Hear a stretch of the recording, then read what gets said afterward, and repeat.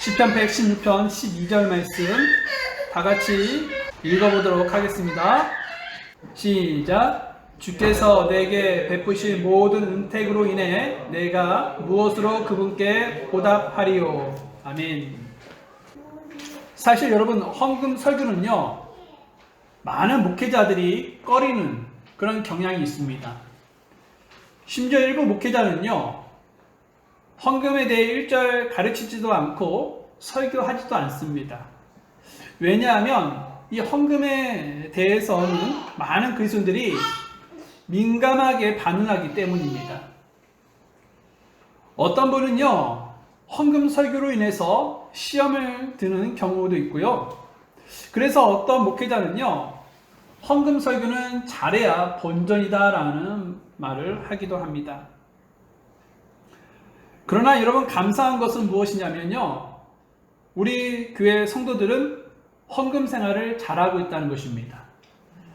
그래서 오늘은 부담 없이 제가 헌금이란 무엇이고 언제 헌금을 해야 하는지, 또 어떻게 헌금을 해야 하는지에 대해서 헌금에 관해 정리하면서 말씀을 나누는 시간을 가져보려고 합니다.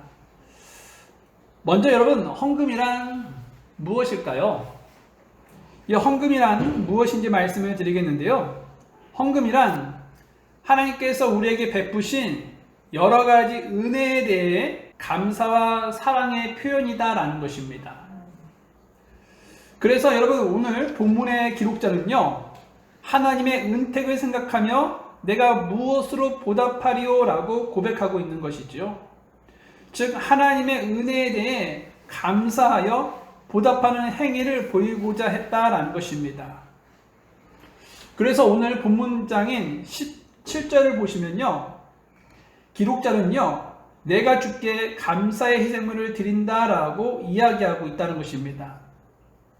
이처럼 여러분, 헌금은 하나님께 은혜에 대한 감사와 사랑을 표현하는 구체적인 방법인 것이죠. 또 여러분, 헌금이란 동시에 내 인생의 주인이 하나님이시고 내가 가진 모든 것의 소유권이 하나님의 것임을 인정하는 믿음의 행위입니다. 사실 우리 인생의 모든 것은 하나님께로부터 왔습니다. 그래서 모든 것은요, 하나님 것이므로 당연히 하나님께 드리는 것이 마땅합니다. 다윗은 이것을 잘 알고 있는 인물 중에 한 사람이었는데요. 여러분, 다윗은요, 성전을 짓고 싶어 하지 않았습니까? 이것을 여러분들도 다들 잘 아실 텐데요. 하지만 어떻습니까? 하나님께서 다윗이 성전 짓는 것을 허락하지 아니하셨죠? 왜냐하면 다윗은 전쟁을 통해 많은 피를 흘렸기 때문에 하나님은 너의 손으로 성전을 건축하지 말라라고 말씀하셨습니다. 그래서 다윗은 비록 자신은 직접적으로 성전 건축을 하지 못하였지만 아들 솔로몬이 성전을 건축할 수 있도록 필요한 예물을 많이 준비해 두었다라는 것이죠.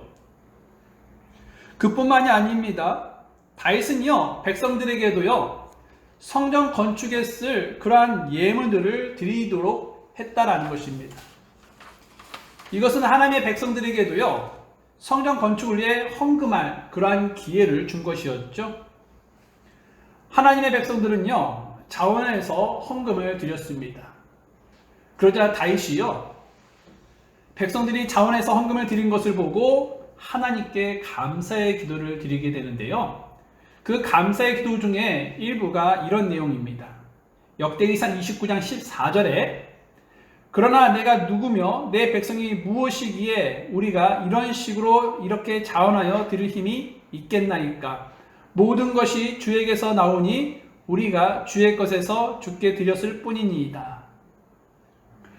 다윗은요, 헌금할 수 있는 힘을 하나님께서 주셨기 때문에 자신과 백성들이 주님께 드리게 되었다라고 감사 기도를 드렸다는 것이죠. 그러면서 모든 것이 주에게서 나왔기 때문에 주의 것에서 주께 드렸을 뿐이라면서 헌금하는 것은 당연한 것입니다 라고 고백하고 있는 것이죠. 즉, 자신에게는 자랑할 것이 없다는 것입니다. 오직 하나님의 은혜로 자신과 백성들이 헌금을 했다라는 것이죠. 여기서 여러분 우리가 알 수 있는 것은요, 헌금이요, 하나님의 것을 하나님께 되돌려 드리는 것임을 알 수가 있습니다. 이것은 우리 인생의 주인이 하나님이시고 우리가 가진 모든 것의 소유권이 하나님의 것임을 인정하는 의미를 담고 있는 것이죠.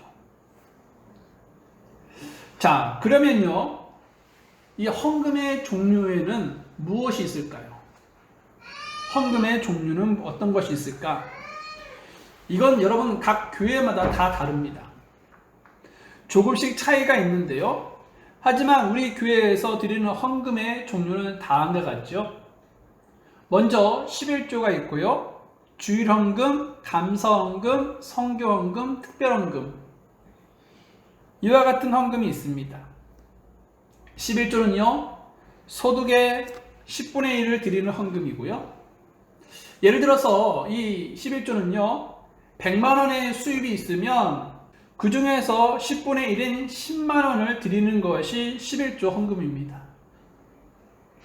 그런데 여러분, 여기서 중요하고 기억해야 하는 것은요, 우리가 11조 헌금을 드릴 때 100만 원의 수입이 있으면 90만 원을 다 쓴 후에 나머지 10만 원을 하나님 앞에 헌금하는 것이 아니라 먼저 10만 원을요, 하나님 앞에 헌금하기에 떼어놓고 그 다음에 나머지 90만 원을 쓰는 것이 11조다라는 것이죠.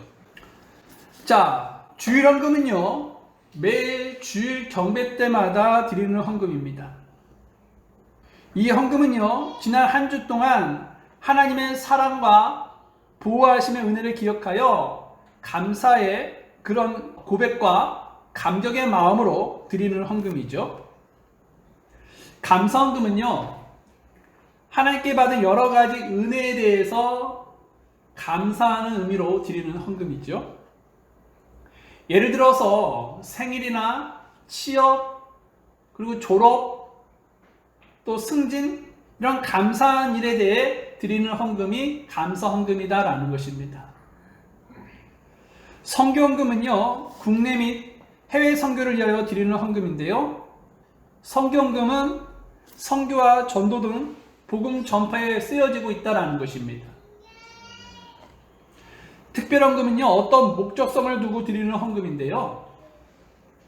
남몰래 남을 돕고 싶을 때나 예배당에 어떤 비품을 헌납하고 싶을 때, 또는 예배당 건축을 위해서 등 어떤 목적을 가지고 드리는 헌금이 특별헌금입니다. 예전에 한참 우리가 예배당에서 점심을 식사를 했던 적이 있었는데요. 교회가 당시 재정이 많이 있지 않아서 저희가 사용하는 그런 취사 도구가 좋은 것이 많이 없었습니다. 그 중에서 우리가 쓰던 수저가, 숟가락은 쇠가 되었었지만 젓가락은요, 플라스틱을 이용했었습니다. 그런데 그것을 본 어떤 한 교회 지체분이요, 젓가락을 쇠 젓가락으로 바꾸는 데 목적을 두고 헌금하셨던 분도 계셨고요. 이것이 바로 특별 헌금인 것이죠.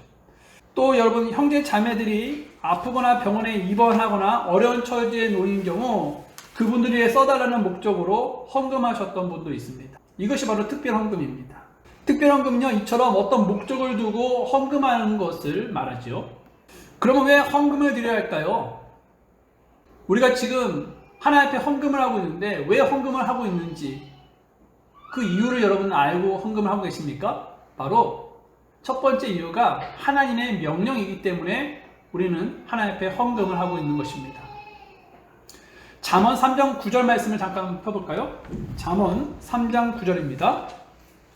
제가 읽어드리면 내 재물과 내 모든 소출의 첫 열매로 주를 공경하라 라고 말씀하고 있습니다. 여기서 여러분, 재물과 모든 소출의 첫 열매로 주를 공경하라고 말씀하고 있는데요. 재물과 첫 열매로 주를 공경하라는 이 말씀은요, 그것들을 주님께 드리라라는 것이죠. 즉 헌금을 드리라는 뜻입니다. 그래서 여러분, 헌금을 하는 이유는 주님의 명령이다라는 것이죠. 여기서 분명히 주를 공경하라고 했죠. 무엇으로요? 재물과 소출의 첫 열매로. 하나님 앞에 드리라라고 하나님께서 명령을 해 주셨다는 것입니다. 그래서 여러분 우리는요 하나님의 이런 명령에 따라서 헌금을 하는 것이죠. 또 여러분 왜 우리가 헌금을 해야 하는 것입니까? 모든 것이 하나님의 것이기 때문입니다. 앞서 여러분 헌금에 대해 정의를 말씀드리면서 우리 인생의 모든 것은 하나님께로부터 왔다라고 말씀을 드렸습니다. 그래서 모든 것이 하나님의 것이므로 당연히 하나님께 드리는 것이 마땅하다라고 말씀을 드렸었죠. 이것이 바로 헌금을 해야 하는 또 다른 이유인 것입니다. 역대기상 29장 11절 말씀을 보게 되니까 하늘과 땅에 있는 모든 것이 주의 것입니다 라고 말씀하고 있습니다. 모든 것의 주인은요 하나님이십니다. 우리는요 그것을 맡아서 잠시 관리하는 그런 청지기일 뿐이죠. 우리는 주님께서 주신 물질에 대해 관리권이 있는 것이지 소유권이 있는 것이 아닙니다. 주인이신 주님이 원하신다면 언제든지 우리가 드릴 수 있어야 한다는 것이죠. 그래서 초대교회 성도들은요 사도행전 4장 32절을 보니까 믿은 자들의 무리가 한 마음 한 혼이 되어 모든 것을 공동으로 소유하고 그들 중에 아무도 자기가 소유한 것들을 조금이라도 자기 것이라고 말하지 아니하였으며 라고 말씀하고 있습니다. 물질은요 우리에게 가지고 있으라고 주신 것이 아니라는 것이죠. 주님을 위해 하나님의 왕국을 위해 하나님의 영광을 위해 사용하라고 주셨습니다. 그래서 여러분 만약 헌금 생활을 하지 않는다는 것은요 주님의 것인 줄 모르고 자기 것으로 착각한 그런 어리석은 행동인 것이죠.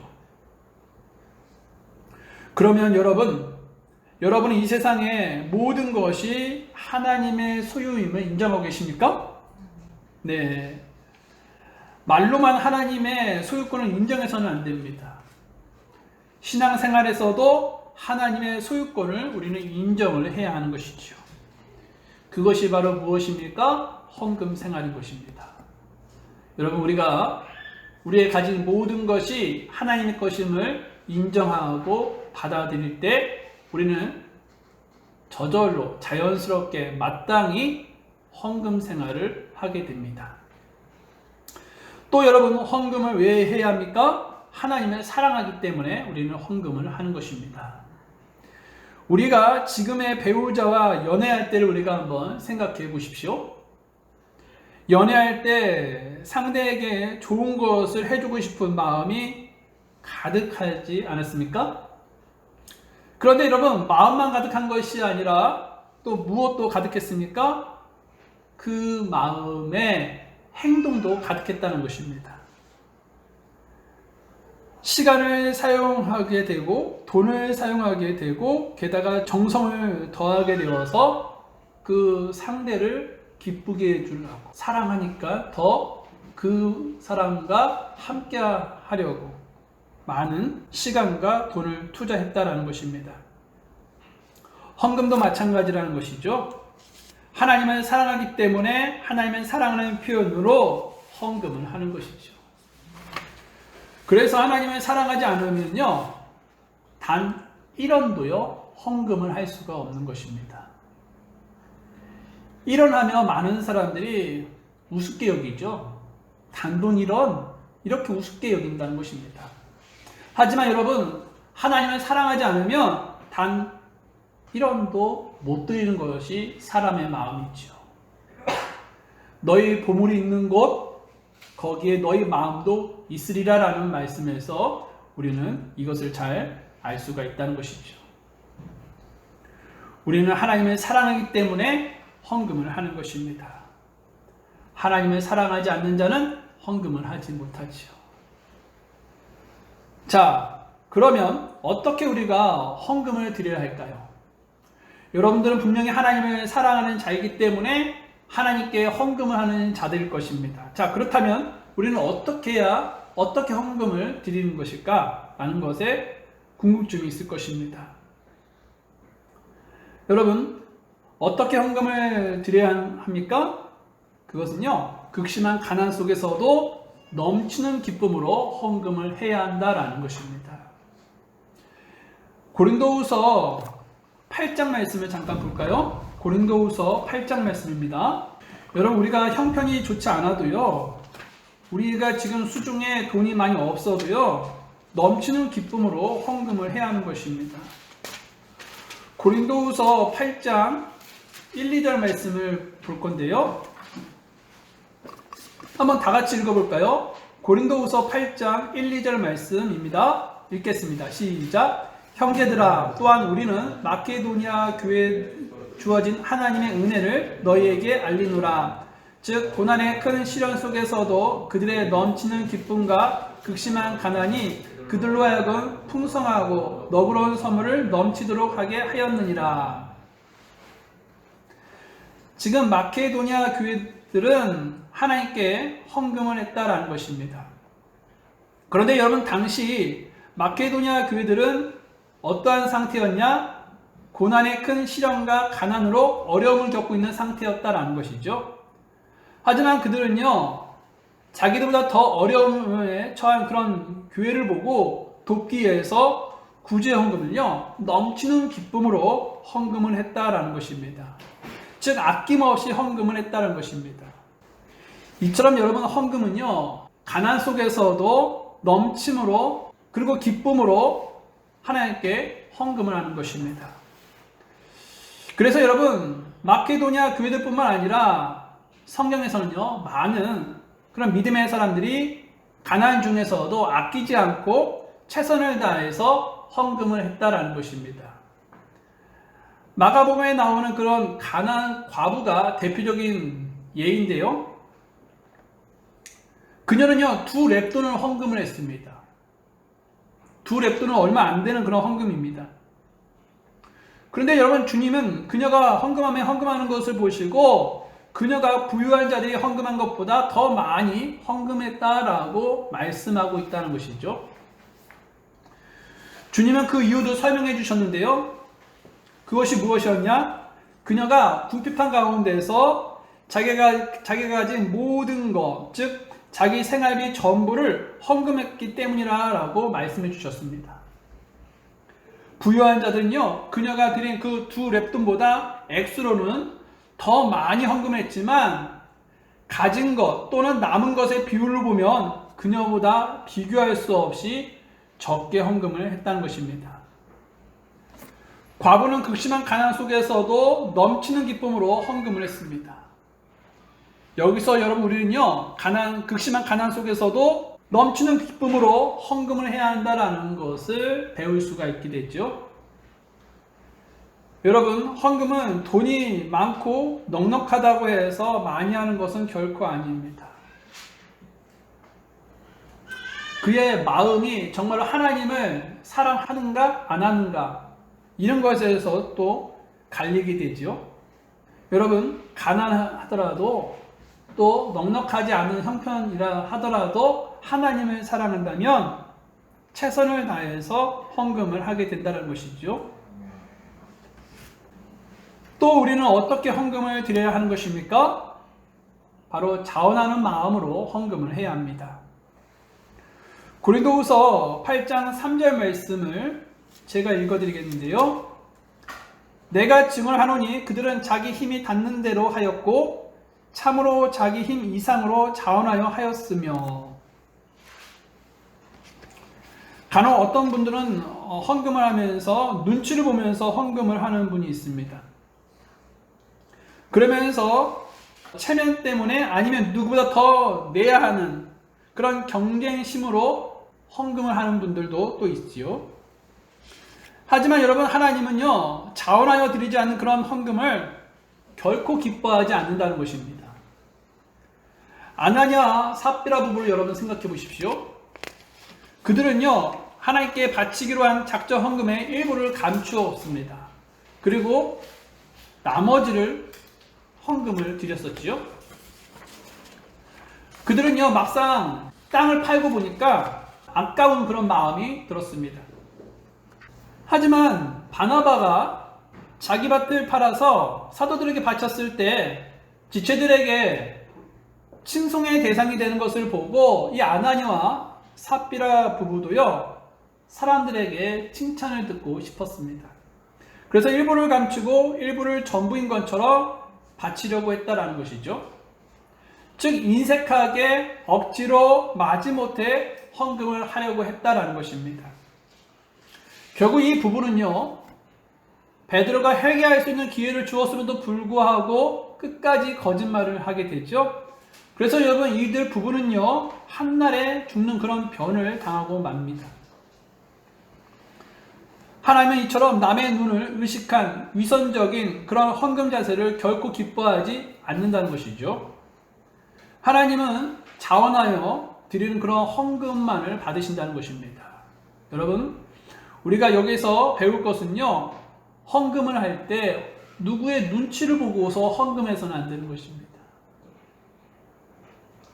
내 마음에 정해준 그런 헌금, 하나님께서 내 마음에 주신 그런 은혜, 이것에 대해서 감사하여 자원하여 드리는 그런 헌금을 하나님은 받으시지, 저 사람이, 저 형제가, 저 자매가 얼마만큼 헌금했으니까 내가 그 사람보다 좀 더 잘 살잖아, 내가 좀 더 헌금을 많이 해야지, 이런 식의 헌금은 하나님은 받지 않는다는 것입니다. 또 여러분, 우리는 어떻게 헌금을 드려야 하는 것입니까? 헌금은요, 미리 준비해서 드려야 한다는 것입니다. 고린도후서 9장 5절 말씀을 볼 건데요, 여러분 넘겨보십시오. 고린도후서 9장 5절 말씀입니다. 제가 읽어드리겠습니다. 그러므로 그 형제들을 권면하여 그들이 먼저 너에게 가서 너희의 후한 선물, 곧 전에 너희가 예고받은 적이 있는 그 후한 선물을 미리 준비하게 하는 것이 필요한 줄로 내가 생각하였나니, 그래야 바로 그 일이 후한 선물답게 준비되고 탐욕에서 난 것 같이 아니하리라. 여러분, 여기서 말씀을 보게 되니까 헌금은 늘 준비된 마음으로 드려야 한다는 것을 알 수가 있다는 것이죠. 어떤 교회 성도들은요, 기분 내키는 대로 헌금을 하곤 합니다. 사전에 준비도 없이 헌금 시간에 주머니에 손을 넣어놓고 거기에 걸리는 그런 돈을 가지고 헌금을 하는 분들도 있고요, 또 기분 내키는 대로 헌금을 하는 분들도 있습니다. 그런데 여러분, 이런 헌금은요, 하나님께서 기뻐하지 않는 헌금이죠. 경배 정신 가운데 중요한 것이 무엇입니까? 준비된 마음입니다. 준비된 마음만큼 더 온전한 경배를 드릴 수 있는 것이죠. 다른 교회 성도들을 보면요, 경배 시간에 늦는 성도들이 많이 있습니다. 심지어 찬양 시간도 다 지나고 설교를 시작할 때에 예배당에 오는 분들도 있다는 것이죠. 하지만 여러분, 그것은요, 합당한 경배가 아닙니다. 경배 시간 10분 전에 미리 와서 준비하고 드리는 그런 경배야 하나님께서 받으시는 경배지, 예배 시간이 훌쩍 많이 지난 그 시간에 예배당에 오는 것, 그것은 하나님께서 기뻐하지 않는 경배다는 것입니다. 물론 어떠한 이유 때문에 그 시간에 맞춰서 경배에 못 올 수도 있습니다. 하지만 그냥 습관적으로 경배 시간에 늦는 것, 이것은 하나님께서 그런 경배자의 모습을 기뻐하지 않는다는 것이죠. 헌금도 마찬가지인 것입니다. 하나님 앞에 미리 준비하고 감사한 마음으로 드리는 헌금이야말로 하나님께서 받으시는 헌금이지, 미리 준비하지 않는 헌금은 하나님께서 안 받으신다는 것이죠.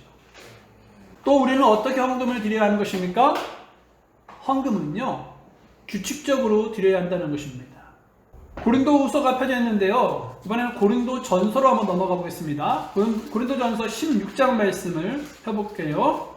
고린도전서 16장 1절과 2절 말씀입니다. 제가 읽어드리겠습니다.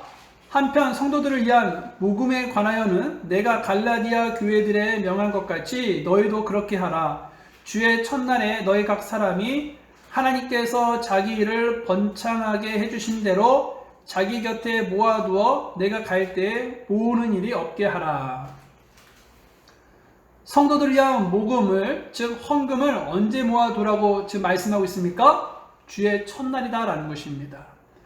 여기서 여러분 주의 첫날은요, 한 주의 첫날을 말합니다. 한 주의 첫날은 언제입니까? 일요일이죠. 당시 초대교회 성도들은요, 우리처럼 주의 첫날에 함께 모였다는 것입니다. 그리고 모여서 우리처럼 무엇을 했습니까? 바로 주일마다 헌금을 했다라는 것이죠. 여러분, 경배는요, 드리는 일이죠. 드림의 가장 구체적이고 직접적인 표현이 바로 헌금인 것입니다. 왜냐하면 경배를 드리는 가장 중요한 정신이 감사이기 때문인데요. 그래서 여러분, 주일마다 헌금을 규칙적으로 드리는 것이 한꺼번에 왕창 헌금하는 것보다 하나님 앞에서 아름다운 헌금의 태도라고 생각이 됩니다.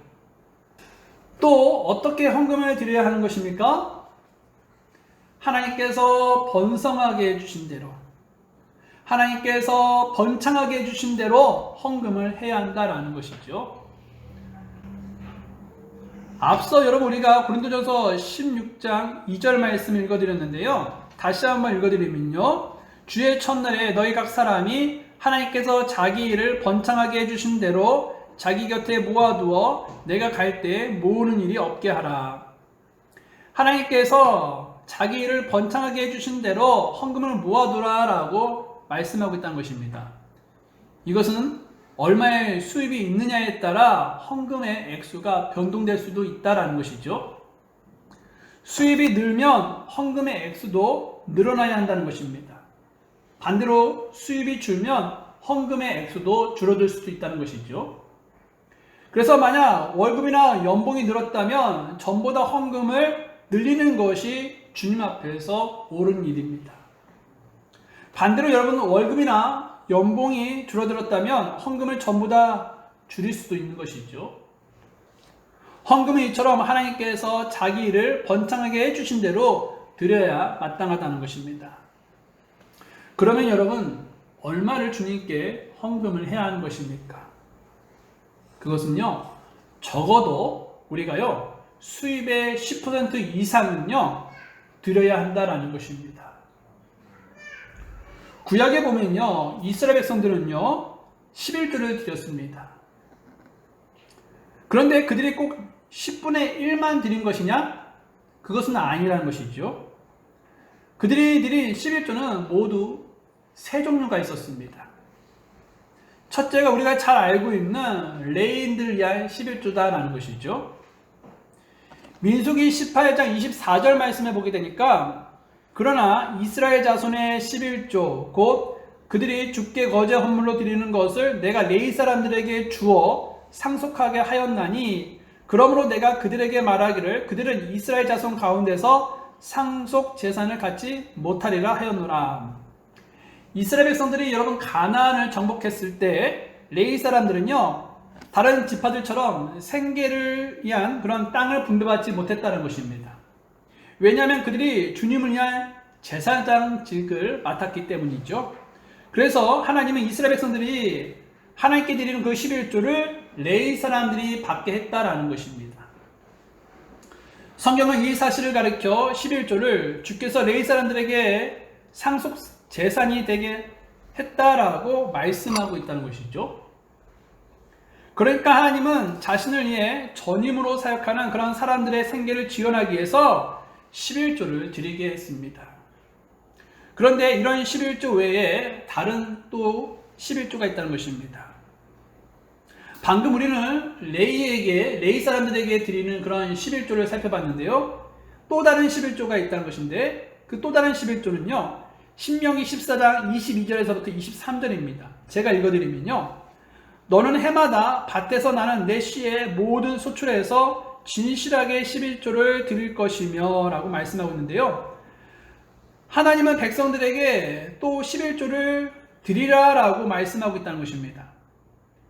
자, 그리고 이제 23절 말씀을 보게 되니까 주내 하나님 앞에서 곧 그분께서 자신의 이름을 거기에 두시려고 택하신 곳에서 내 곡식과 포도즙과 기름의 11조를 먹고, 여러분 여기서 보니까 11조를 먹으라고 말씀하고 있다는 것입니다. 분명 아까는 레위 사람들에게 바치라고 우리는 알고 있는데 지금 이것은 먹으라고 말씀하고 있다는 것입니다. 11조를. 또 내 소와 또 내 소떼와 양과 염소떼의 처음 난 것을 먹으며 이로써 주 내 하나님 두려워하기를 항상 배울 것이니라 라고 말씀하고 있습니다. 그리고 여러분 계속해서 26절 보게 되니까 이런 말씀이 적혀있는데요. 내 혼이 원하는 것은 무엇이든지 그 돈으로 써서 구하되 소나 양이나 포도즙이나 독주 등 내 혼이 바라는 것은 무엇이든지 구하여 거기서 주 내 하나님 앞에서 먹고 너와 내 집안 사람들이 기뻐할지니라. 내 성문들 안에 있는 네 사람은 너와 함께 나눌 몫이나 상속재산이 없으니 너는 그를 저버리지 말지니라. 여기서 보니까 11조를 떼어놓는데 네 사람들에게 바치라고 하지 않고 있다는 것입니다. 대신 집안 사람들과 종들과 레위 사람들과 하나님 앞에서 먹고 마시고 즐기라라고 말씀하고 있습니다. 그러니까 지금 레위 사람들에게 바치는 그런 11조가 있었고요. 또 11조를 떼어놨는데 그 11조는 어떤 11조였냐? 바로 집안 사람들과 그리고 집안에 있는 그런 종들 그리고 레위 사람들 이런 사람들과 함께 먹고 마시면서 즐기라라고 말씀하고 있다는 것입니다. 이런 것을 성경에서는 어떤 11조라고 말씀하고 있지 않지만 굳이 이것에 이름을 붙인다면 뭐 잔치의 11조, 회식의 11조 이렇게 이름을 붙일 수가 있죠. 또 다른 11조가 있습니다. 이어서 28절에서부터 29절 말씀을 보면 이런 말씀이 적혀 있는데요. 3년이 끝날 때에 너는 바로 그 해에 거둔 내 소출의 11조를 모두 가져다가 내 성문들 안에 저장하여 너와 함께 나누는 몫이나 상속재산이 없는 레위 사람과 내 성문들 안에 있는 나그네와 아버지 없는 자와 과부가 와서 먹고 배부르게 할지니라. 그러면 주 내 하나님께서 내가 행하는 내 손의 모든 일에 내게 복을 주시리라. 하나님은 3년마다 드리는 11조가 또 있음을 말씀해주고 있는 것이죠. 이 11조는요 누구를 위한 11조냐? 바로 나그네와 과부 그리고 아버지가 없는 그런 고아 약하고 병들고 누군가의 사랑과 도움이 없이는 살 수 없는 그런 이웃들, 그런 가난한 이웃들을 위한 11조다라고 말씀하고 있다는 것입니다. 그래서 여러분 우리가 지금까지 살펴본 그런 11조를 함께 살펴보니까 레위 사람들을 위해서 바치는 11조가 있고 자기 가족들을 위해서 바치는 11조가 있고 가난한 이웃들을 위해서 바치는 11조가 있구나라는 것을 알 수가 있습니다.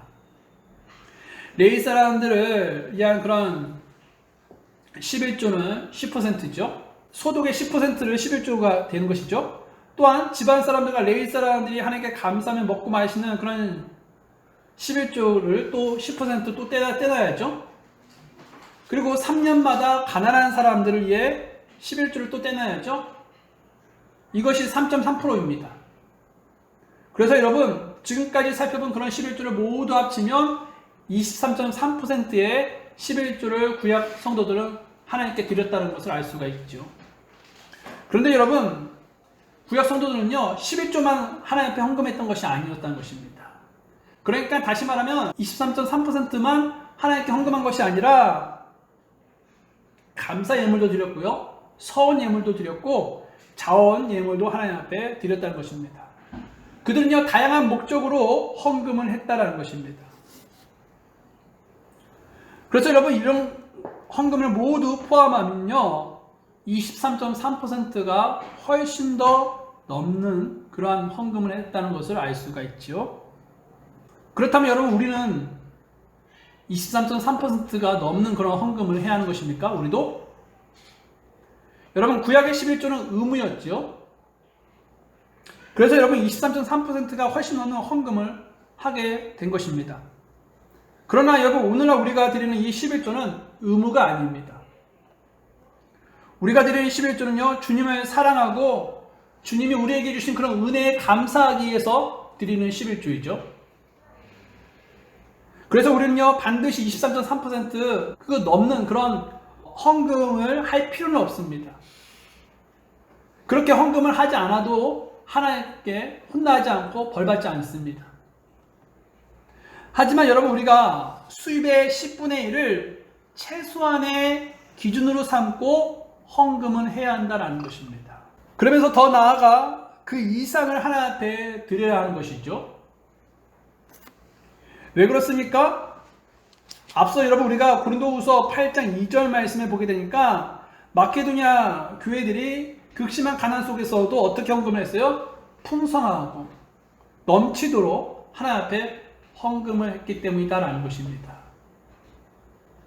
다시 제가 고린도후서 8장 2절 말씀을 읽어드리면, 즉 고난의 큰 시련 속에서도 그들의 넘치는 기쁨과 극심한 가난이 그들로 하여금 풍성하고 너그러운 선물을 넘치도록 하게 하였느니라 라고 말씀하고 있습니다. 여러분, 마케도냐 교회들은요 매우 가난했지만 희생적으로 하나님께 풍성하고 넘치도록 헌금을 드렸습니다. 그런데 여러분, 그뿐만이 아니라는 것이죠. 그들은요 이어서 3절 말씀을 보게 되니까, 내가 증언하노니 그들은 자기 힘이 닿는 대로 하였고 참으로 자기 힘 이상으로 자원하여 하였으며 라고 말씀하고 있습니다. 여러분, 마케도냐 교회들은요 비록 가난했지만 하나님 앞에 기쁨이 넘치는 풍성하고 너그러운 그렇게 헌금을 했을 뿐만 아니라 자기 힘에 닿는 대로, 그리고 자기 힘 이상으로 자원해서 헌금을 했다라는 것입니다. 우리는 이것을 보면서 헌금은 적어도 나의 소득의 10분의 1 이상은 헌금해야 하는데, 이 마케도냐 교회 성도들처럼 내가 힘에 닿는 데 그 이상으로 풍성하게 헌금을 해야 하는구나 라는 것을 알 수가 있게 된다는 것입니다. 그러면 왜 이들은요 이와 같이 희생을 하면서 비록 가난했지만 이와 같이 엄청난 헌금을 했을까요? 그것은 바로 그들은요 율법 아래 있던 사람보다 더 큰 은혜를 하나님께 받았기 때문인 것이죠. 여러분, 우리도요 율법 아래 있던 사람들보다 주님께 더 큰 은혜를 받는 사람들 아닙니까? 그렇다면 우리도요 이 초대교회 성도들처럼 자기 힘 이상으로 더 풍성하게 헌금을 드려야 하는 것이 맞다라는 것입니다. 그러면 여러분, 헌금은 어디에 사용해야 하는 것입니까? 우리가 하나님께 드린 이 헌금은요 여러 가지 유익한 목적을 위해서 사용되었습니다. 헌금은 우선 복음 사역과 선교 사역에 필요한 자금으로 적극적으로 활용되고 있다는 것입니다. 그리고 성도들의 신앙 성장에 이 헌금이 사용되고 있습니다. 특히 교육 사업에 사용이 되고 있는데요. 프린트물 및 교재, 그리고 우리 아이들에게는 간식 등 이런 것에 헌금이 사용되고 있다는 것입니다. 또한 여러분, 교회 시설과 관리비로 이 헌금이 사용되고 있습니다. 그리고 여러분, 목회자 가정이 목회에 전념할 수 있도록 생활비로 이 헌금이 쓰여지고 있습니다. 그리고 어려움을 당하거나 가난한 자들을 돕는 구제비 명목으로 헌금이 사용되고 있습니다. 이처럼 헌금은요 다양한 영역에 사용되어 선한 일로 열매를 맺고 있는 것이죠. 그러면 여러분, 헌금을 했을 경우 이 헌금의 결과는 무엇일까요? 그건 바로 헌금을 드린 만큼 거두게 해주신다라는 것입니다. 고린도 후서 9장 6절 말씀을 잠깐 볼까요? 다 같이 읽어볼까요? 시작. 다만 내가 말하는 바는 이것이니 곧 인색하게 뿌리는 자는 또한 인색하게 거둘 것이요 풍성하게 뿌리는 자는 또한 풍성하게 거두리라는 것이라. 본절에서 여러분, 바울은요 드림의 결과를 얘기하고 있는데 농사의 비유를 들어서 설명하고 있습니다. 여기서 인색하게 뿌리는 자는 무슨 말이냐면 인색하게 헌금을 드리는 자를 말하는 것이죠. 반대로 여러분, 풍성하게 뿌리는 자는 무엇입니까? 바로 풍성하게 헌금을 드리는 자를 의미하는 것이죠. 여러분, 헌금을 많이 하면 많이 거두게 될 것이라고 성경은 우리에게 약속하고 있다는 것입니다. 또 인색하게 헌금을 하면 인색하게 거두게 될 것이다 라고 말씀하고 있다는 것이죠. 이것이 바로 헌금의 결과입니다. 우리 교회가 선교사님들도 돕고 있고 또 지역교회의 어려움을 겪었던 그런 코로나로 인해서 어려움을 겪었던 분들도 몇 분 정도를 도왔었습니다. 우리 교회로서는 진짜 많은 헌금이 그분들에게 나갔었죠. 그런데 그런 것이 다 채워진다는 것입니다. 제가 재정을 관리하고 있지만 전 그것이 보입니다. 아, 하나님께서 이렇게 채워주시는구나 라는 것을 경험을 많이 하고 있습니다. 여러분 신앙생활에서도 하나님 앞에 헌금을 하면 하나님께서 그만한 물질을 또 채워주시는 거 여러분들 경험해 보셨습니까? 네, 이것은 하나님의 약속이어서 분명히 하나님께서 이런 것을 다 지켜주신다는 것입니다. 또 여러분 헌금의 결과는 무엇일까요? 지금 고린도후서 9장 펴져 있으면 8절 말씀 한번 읽어볼까요? 시작.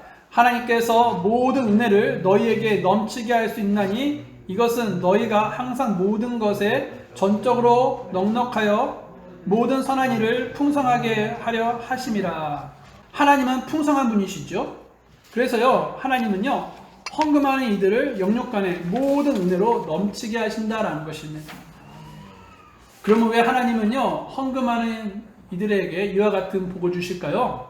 그건 우리가 항상 모든 것에 전적으로 넉넉해서 모든 선한 일을 하나님께서 하기를 원하시기 때문이라는 것입니다. 그래서 우리는요 자꾸 어떻게 해야 합니까? 주어야 하는 것이죠. 그것이 하나님께서 우리에게 풍성한 은혜를 주시는 이유와 목적인 것입니다. 그래서 우리는요 하나님께로부터 받은 부유와 재물을요 나만을 위해서만 사용하지 않고 가난한 자들을 위해서, 어려운 자들을 위해서, 힘든 자들을 위해서 사용을 해야 한다는 것입니다. 또한 성도를 돌보는 일에 사용을 해야 하는 것이죠. 여러분 받기만을 원하지 마십시오. 먼저 우리가 받는 것보다 먼저 해야 하는 것은 드리는 것입니다. 주는 것이 있다는 것이죠. 우리가 줄 때, 우리가 드릴 때 어떻게 해야 하냐? 인색함으로 하지 마십시오. 억지로도 하지 마십시오. 기쁜 마음으로 즐겁게 드리고 주십시오. 그러면 하나님께서 그 장면을 눈여겨보고 계신다는 것입니다. 우리 교회 성도들은요 주고 또 주고도 아까워하지 않고 줄 것이 또 남아있는 여인들의 마음처럼 더 주지 못해 안다라는 마음이 여러분들 안에 있기를 바랍니다.